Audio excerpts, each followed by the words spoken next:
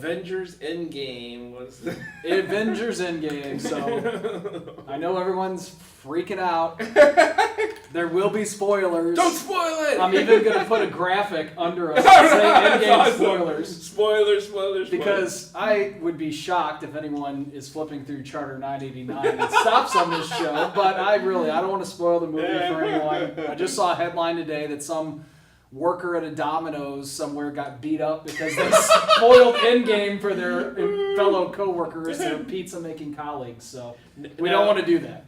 Now, I know somebody online who posted, a Facebook friend, who posted a sort of rant against Disney, and the rant was basically to the effect of, stop trying to, terrify people with your anti-spoiler rhetoric or whatever. Like, he was saying that was really their huge marketing strategy as a way to get everybody to see it the first weekend because they were so afraid they'd get. And I'll admit, I was a little fearful of it. I was like, it didn't even occur to me to wait past the first weekend. That's why I said I got a hold of you. I'm like, we got to see this the first weekend. Also, I'm going out of town this next weekend, so it's like I can't be out of town and go 2 weeks without seeing this. Yeah. So it's like, but did you really need Disney to make you afraid of that?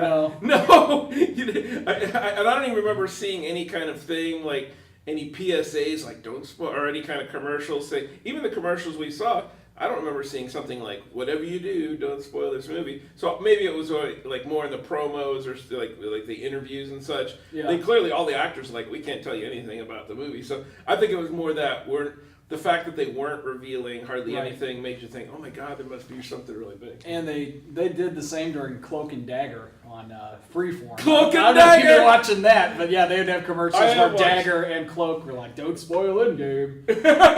Okay, they did do that. Yeah. Okay. And it's like, first of all, those two characters should have been in Endgame because they were huge in the comics. Exactly. But whatever.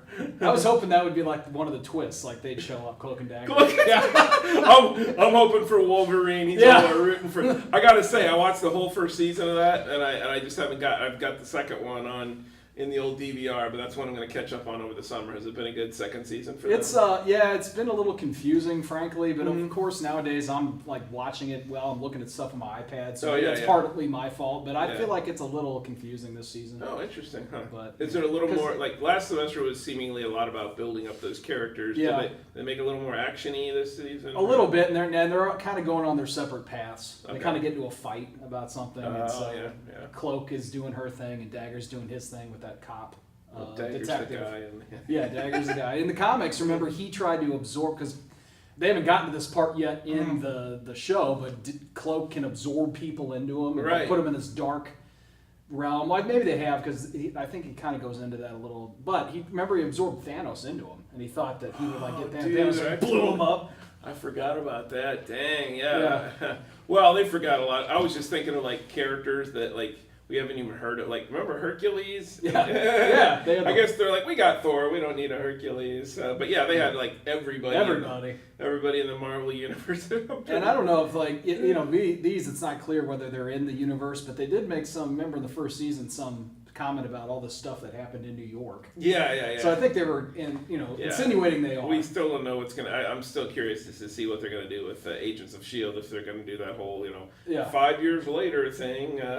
The world is not a complete, crapple. Yeah. I just thought it was so weird, when Scott comes home and he's like, I gotta rush to see if my people are still alive, my daughter, whatever. And it looked like nobody had ever, people were just throwing their trash everywhere. There's still 3 billion people in the world. We can find someone to pick up the trash. There should be less trash. we got half the people. You're like, who cares anymore? Yeah. That was fun. It looked like post-apocalyptic kind of. I guess the notion would be if something cataclysmic happened, there would be a huge, stock market would crash and maybe just a lot of goods and services and banking would all kind of, and maybe even stuff like. That's why they're eating peanut butter and jelly. Yeah, because there's nothing. But of course, that's one thing that at Stark, whatever, Avengers. That's the one thing they didn't seem to. They were fine in their nice little building, and they just trying to help out the world and all that stuff. So I thought that was one cool thing about the movie. Well, I haven't heard too many complaints about it, but Wesley was saying he thought it was just he'd seen a lot of this before. I'll say one thing I hadn't really expected them to do, and I hadn't really seen before, was like they didn't just do the whole, oh yeah, Thanos did this crazy stuff. They did take some time showing the after effects and people grieving, and like Captain America's going to that support group, or he's leading a support group. And I thought it was kind of a little bit poignant when what's his name? Ant-Man. His name's Scott, right? Yeah. Scott. And he's looking on the wall of names, trying to make sure his daughter's not on it and everything. So I thought that was an interesting way to start. It's like I thought they would just go like, okay, more super action in this movie, but they took a lot of time working on the characters, and of course. Yeah. Some of it was funny, like Thor turns into the Big Lebowski. Well, he stole the show. He was the best character in the whole movie awesome. with his persona, this depressed, fat, drunk persona. And then the two of the creatures from Ragnarok are just living with him, like playing Xbox and hanging out. So that was a great it was funny. Comedic element to it. It was funny, but it also seemed like that's how some people would cope with that kind of loss or whatever. They would just kind of try to numb their feelings with, video games and beer, and so that was cool.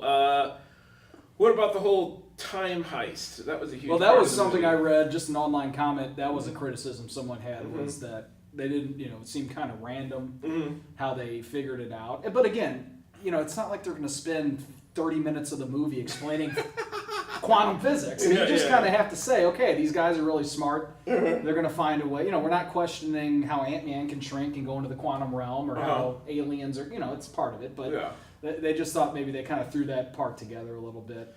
Well, the one thing that, I guess the suggestion of what you're saying, maybe it was like, oh, well, they had 5 years, and then they suddenly figured out in whatever it is, 2 weeks or something. I don't know how long they're actually working on it. But the thing they didn't have in those 5 years that made time travel possible was the PIM particles or whatever, which I'd totally forgotten about. But those little things with the red fluid or whatever, apparently if they didn't have that, they're not doing any of this quantum traveling. And maybe even the machine that I guess it was Hank Pym invented, that was part of the thing. Right. I'm sure once they saw it, I guess Tony and Bruce could rebuild it or something like that. But either way, they were still using that van.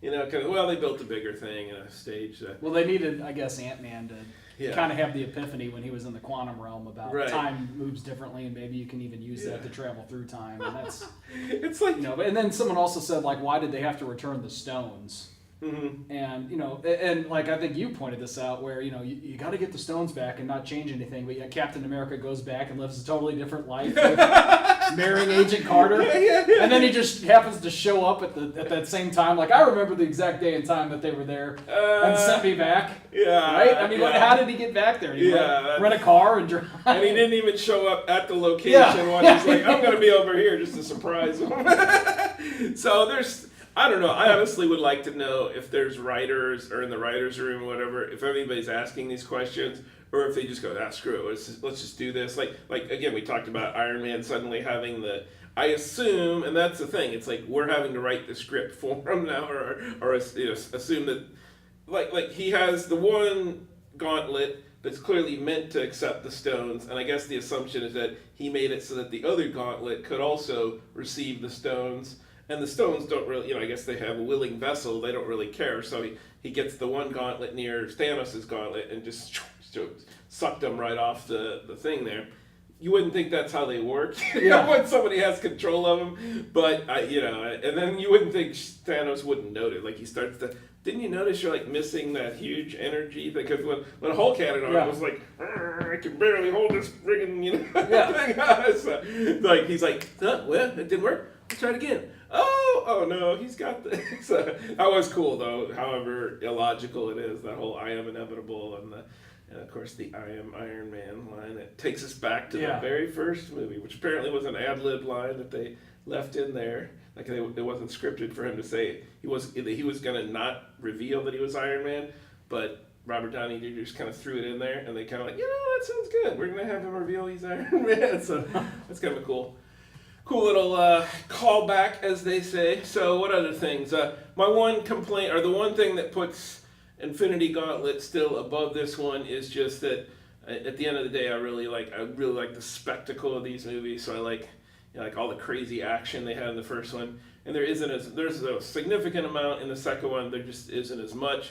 So I guess I'd just say I enjoyed it in a different way. It was a lot funnier, I thought, and again maybe just more about sort of the pathos of the characters, and then a cool, rousing finish. But I still like Infinity War just a little bit better. So and I heard. Oh, go ahead. Well, I would have liked to see like when he brought everyone back. How did they did they just appear? Did like all the dust like go backwards and they reformed? They didn't show. Well, that was the other thing. Is like wouldn't it have been funny if they all came back naked or something? Yeah. Did you say now when they come back, I want to make sure they have clothes too. I don't want to see a bunch of naked people all over the planet. Yeah, that would be just. Yeah, I don't know how that even like. You sort of have to make a wish that they not only come back, but they have like. What about the people in the plane? Remember that one plane crash or whatever? What do? Just sort of like the plane already crashed. So where do the people appear? In the middle of the sky. So again, we shouldn't. These movies don't usually get into those little details, but I like that he tried to bring old. I still don't know if it makes sense that he can't bring. Black Widow back. Like again, she's just another person who's dead. When they start saying stuff like, well, I think that one, since because she connected to the soul. Yeah, stone. when you get the soul, that one was directly connected to the stone, so that probably would be the reason there. There was another lot. So what do you remember when Thanos first meets? It's the Red Skull, who's whatever his incarnation he is now is in charge of the Soul Stone. Didn't he say to Thanos that to get this Soul Stone, you have to sacrifice the thing you love the most? Wasn't that the deal? Or is it just you have to sacrifice something you love? I don't remember. Because if it's the thing you love the most, these two aren't like, he loves his wife more than he loves Scarlet, Black Widow, right? And I never got a sense that I knew she cared about him, but I didn't know she loved him. So maybe it was just this whole, or maybe it's like the thing you love the most that happens to be nearby or something. Yeah, I don't know. That's just this one thing that occurred to me, but that I do think. I mean, I've talked about a friend of mine who's she says she's pretty salty about this whole thing, and I get it. I don't know. Is there a character that they could have killed off? I mean, I guess not. Is there anybody they could have killed off? Like you would have felt worse about it, like you would have been bummed or whatever. They like, oh no, not Rocket Raccoon or something. I really love that little critter. Oh yeah, he's great. Not really. Yeah. It's no. But we have my friend. She writes fan fiction and whatnot, so she's really invested in the character. I'm trying to think of because honestly, part of me thinks that's always something that I thought comic books were a little bit lacking in. They'd have these fights month after month. You're reading he's fighting Dr. Octopus. They'd have huge conflicts, cosmic conflicts, and you rarely got anybody who actually died at all. You know? So and also.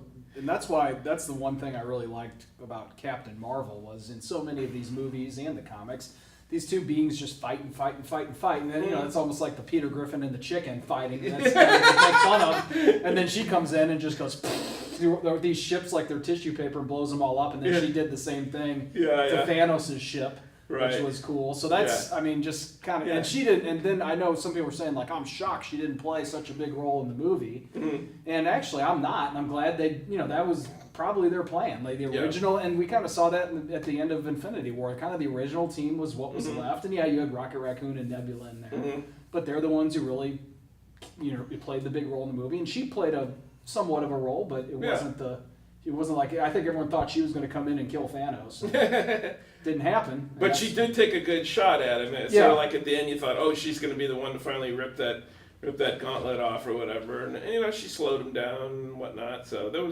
I thought she was well used. I mean, if you wanted her to be part of the whole core team that, flies around or whatever. And again, I don't know how they decide those things. Like, who's like, okay, we got to have Rocket Raccoon in there. And Nebula was to me the biggest surprise. I would not have guessed that, a minor character in the first Galaxy of the Guardians of the Galaxy would eventually become such a fairly major character. And the way she tied, I guess they just needed a way to tie the past into the present. Yeah, that's something they definitely didn't think about, sending her back, and then he was able to see through her memory chip or eye, whatever you call it. Right. That was a clever thing, too, because when you kill off the super bad guy, Come on, Wesley, you didn't see that coming, did you? When They got him so quick. When they chopped his head off. Yeah, and right at the beginning of the movie, you're like, oh, Thanos is dead. Like, now what's going to happen? Yeah, like, what did you do? And he's like, I Yeah. aimed for the head.